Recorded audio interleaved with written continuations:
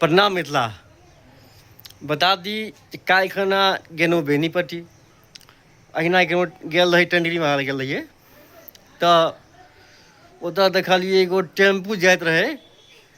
तो ओकर पाछा में वो टेम्पू पर लिखल है ऊपर में महिला से बहस जिंदगी तहस नहस। नीचा में लिखल रहे बेटा बचाओ बेटा पढ़ाओ। हमरा आश्चर्य लागल जी आई पहिल दिन एहन चीज देखलिए। आन दिन लिखल रहे छलिए बेटी बचाओ बेटी पढ़ाओ।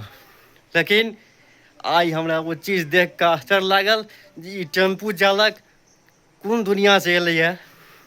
एकरा ऑटो के पाछा में लिखल छै महिला से बहस जिंदगी तहस नहस और बेटा पढ़ाओ बेटा बचाओ।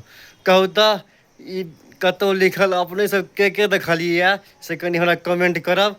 और ई चीज किनका सबके नीक लागल सेहो कमेंट करब।